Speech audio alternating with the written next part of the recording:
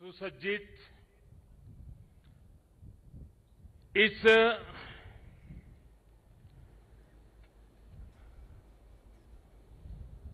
पवित्र कार्यक्रम में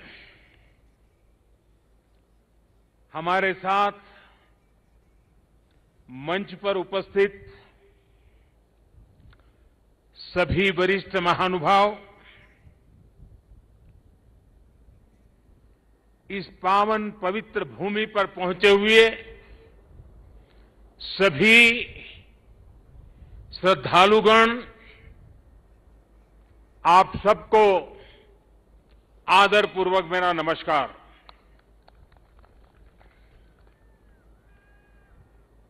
आज सभी मठों, सभी 12 ज्योतिर्लिंगों, अनेक शिवालय, अनेक शक्तिधाम, अनेक तीर्थ क्षेत्रों पर देश के गणमान्य महापुरुष, पूज्य संतगण, पूज्य शंकराचार्य परंपरा से जुड़े हुए सभी वरिष्ठ ऋषि मनीषी और अनेक श्रद्धालु भी देश के हर कोने में आज केदारनाथ की इस पवित्र भूमि के साथ, इस पवित्र माहौल के साथ सशरीर नहीं लेकिन आत्मिक रूप से वर्चुअल माध्यम से, टेक्नोलॉजी की मदद से वो वहां से हमें आशीर्वाद दे रहे हैं। आप सभी आदि शंकराचार्य जी की समाधि की पुनः स्थापना के साक्षी बन रहे हैं।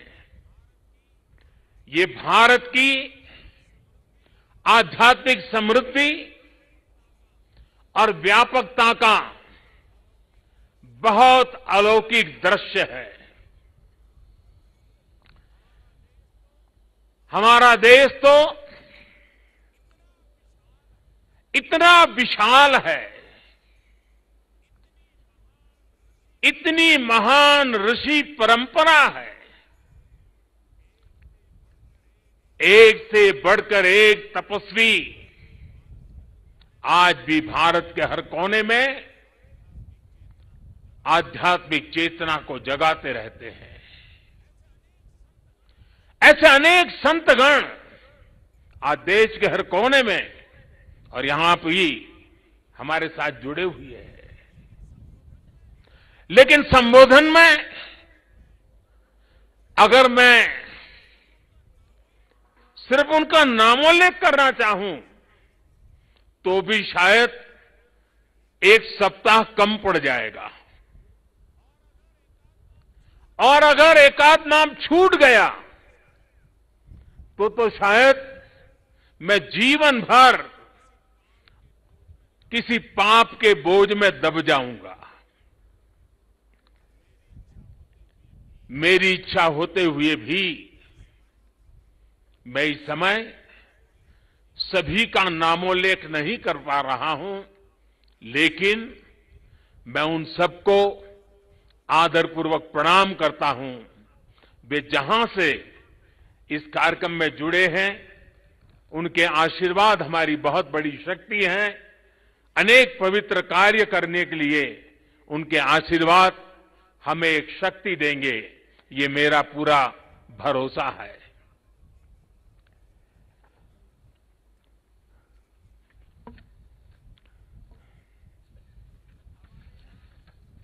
हमारे यहां कहा जाता है, आवाहनम न जानामि, न जानामि विसर्जनम, पूजनम चैव न जानामि क्षमस्व परमेश्वरम। इसलिए मैं हृदय से ऐसे सभी व्यक्तियों से माफी मांगते हुए इस पुण्य अवसर पर देश के कोने कोने से जुड़े शंकराचार्य, ऋषिगण, महान संत परंपरा के सभी अनुयायी, आप सबको यहीं से प्रणाम करके मैं आपका आशीर्वाद मांगता हूं।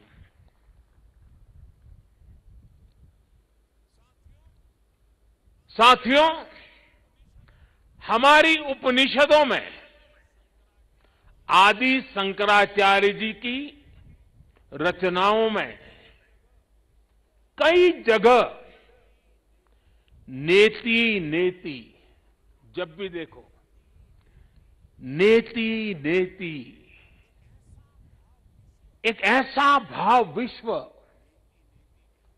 नेति नेति कहकर एक भाव विश्व का विस्तार दिया गया है।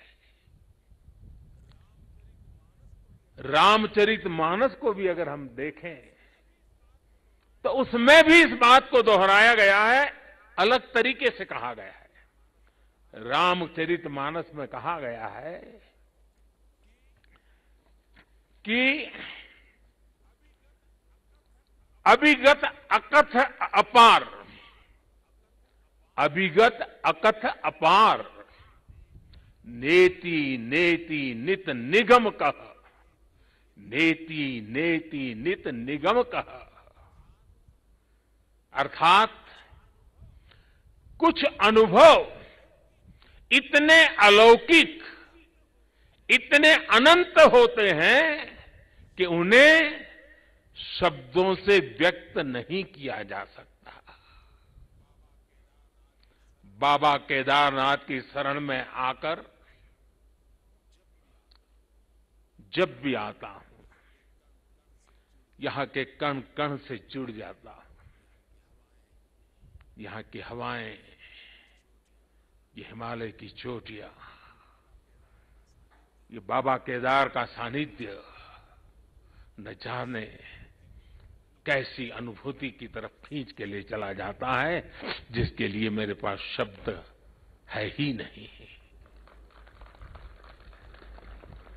दीपावली के पवित्र पर्व पर कल मैं सीमा पर अपने सैनिकों के साथ था और आज तो ये सैनिकों की भूमि पर हूं। मैंने त्योहारों की खुशियां मेरे देश के जवान वीर सैनिकों के साथ बांटी। देशवासियों का प्रेम का संदेश, देशवासियों की उनके प्रति श्रद्धा, देशवासियों के उनके आशीर्वाद, 130 करोड़ आशीर्वाद लेकर के मैं कल सेना के जवानों के बीच गया था। और आज मुझे गोवर्धन पूजा के दिन, और गुजरात के लोगों के लिए तो आज नया वर्ष है,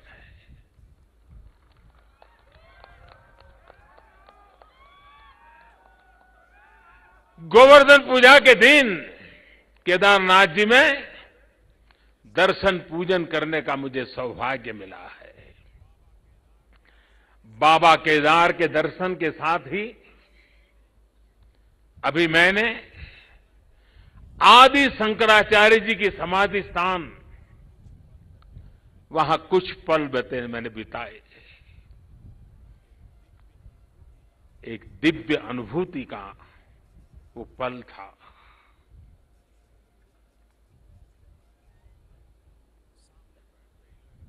सामने बैठते ही लग रहा था कि आदि शंकर की आंखों से वो तेज पुंज, वो प्रकाश पुंज प्रवाहित हो रहा है, जो भव्य भारत का विश्वास जगा रहा है। शंकराचार्य जी की समाधि एक बार फिर और अधिक दिव्य स्वरूप के साथ हम सबके बीच है। इसके साथ ही सरस्वती तट पर घाट का निर्माण भी हो चुका है और मंदाकिनी पर बने पुल से गरुड़ चट्टी उस मार्ग को भी सुगम कर दिया गया है। और गरुड़ चट्टी का तो मेरा विशेष नाता भी रहा है। यहां एक दो लोग हैं पुराने जो पहचान जाते हैं। मैंने आपके दर्शन किए, मुझे अच्छा लगा। साधु तो चलता भला, यानी पुराने लोग तो चले गए हैं। कुछ लोग इस स्थान को छोड़ के चले गए, कुछ लोग इस धरा को छोड़ करके चले गए। अब मंदाकिनी के किनारे बाढ़ से सुरक्षा के लिए जिस दीवार का निर्माण किया गया है, इससे श्रद्धालुओं की यात्रा अब और सुरक्षित होगी। तीर्थ पुरोहितों के लिए नए बने आवासों से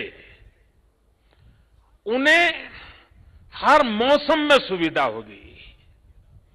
भगवान केदारनाथ की सेवा उनके लिए अब कुछ सरल होगी, कुछ आसान होगी।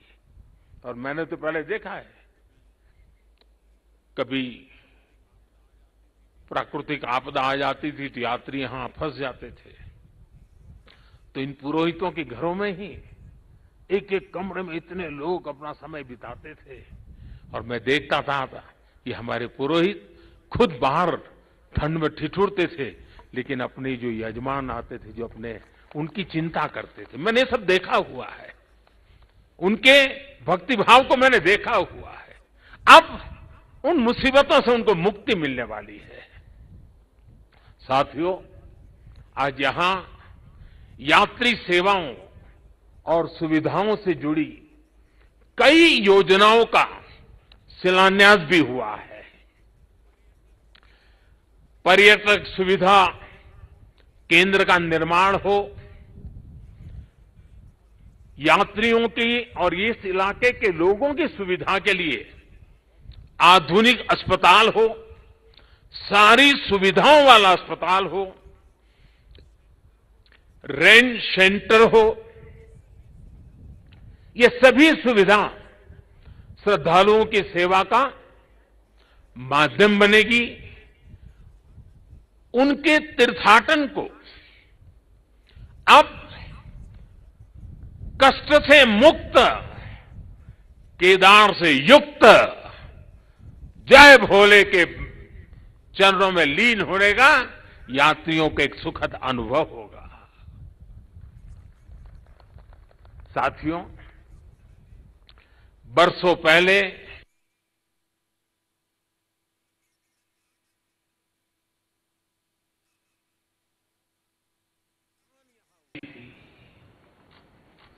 जिस तरह का कल्पनीय था, मैं मुख्यमंत्री तो गुजरात का था,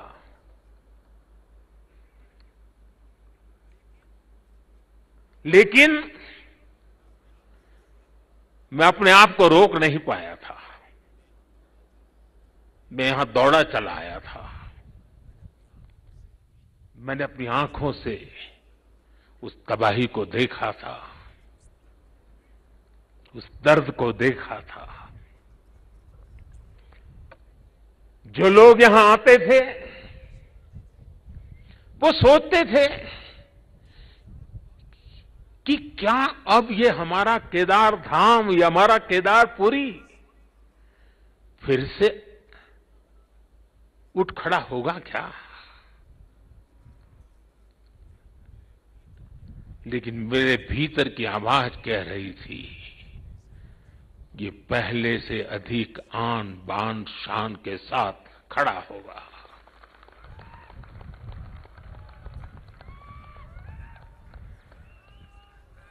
और ये मेरा विश्वास बाबा केदार के कारण था, आदि शंकर की साधना के कारण था, ऋषियों मुनियों की तपस्या के कारण था।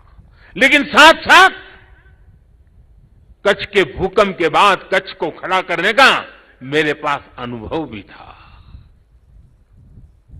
और इसलिए मेरा विश्वास था, और आज वो विश्वास अपनी आंखों से साकार हुआ देखना, इससे बड़ा जीवन का क्या संतोष हो सकता है।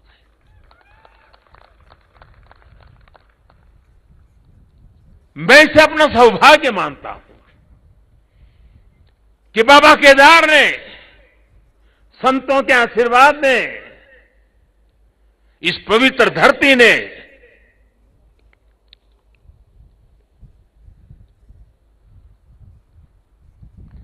जिस मिट्टी ने, जिसकी हवाओं ने कभी मुझे पाला पोसा था, उसकी सेवा करने का सौभाग्य मिलना, इससे बड़ा जीवन का पुण्य क्या होता है।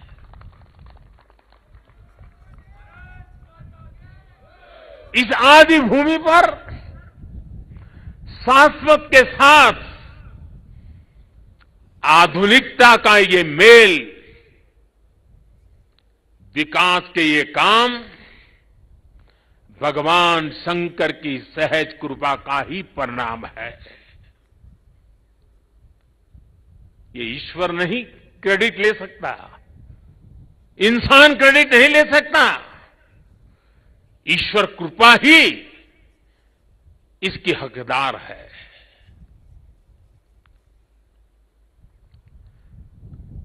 मैं इस पुनीत प्रयासों के लिए उत्तराखंड सरकार का, हमारे ऊर्जावान नौजवान मुख्यमंत्री धामी जी का, और इस कामों की जिम्मेदारी उठाने वाले सभी लोगों का भी आज हृदय से धन्यवाद करता हूं, जिन्होंने एड़ी चोटी का जोर लगा करके इस सपनों को पूरा किया है। मुझे पता है यहां बर्फबारी के बीच भी किस तरह, यानी पूरा साल भर काम करना मुश्किल है, यहां बहुत कम समय मिलता है, लेकिन बर्फबारी के बीच भी मेरे हमारे श्रमिक भाई बहन जो पहाड़ों के नहीं थे, बाहर से आए थे, वे ये ईश्वरीय कार्य मान करके बर्फ वर्षा के बीच भी, माइनस टेम्परेचर के बीच भी काम छोड़ करके जाते नहीं थे, काम करते रहते थे, तब जाकर के ये काम हो पाया है। मेरा मन यहां लगा रहता था, तो मैं बीच बीच में ड्रोन की मदद से, टेक्नोलॉजी की मदद से, मेरे दफ्तर से यहां का पूरा मैं या एक प्रकार से वर्चुअल यात्रा करता था। लगातार मैं उसकी बारीकियों को देखता था, काम कितना पहुंचा, महीने भर पहले कहां थे, इस महीने कहां पहुंचे, लगातार देखता था। मैं केदारनाथ मंदिर के सभी रावल और सभी पुजारियों का भी आज विशेष रूप से आभार प्रकट करना चाहता हूं, क्योंकि उनके सकारात्मक रवैये के कारण, उनके सकारात्मक प्रयासों के कारण, और उन्होंने परंपराओं का जो हमारा मार्गदर्शन करते रहे, उसके कारण हम इसको, इस पुरानी विरासत को भी बचा पाए और आधुनिकता भी ले पाए। और इसके लिए मैं इन पुजारियों का, रावल परिवारों का हृदय से आभार व्यक्त करता हूं।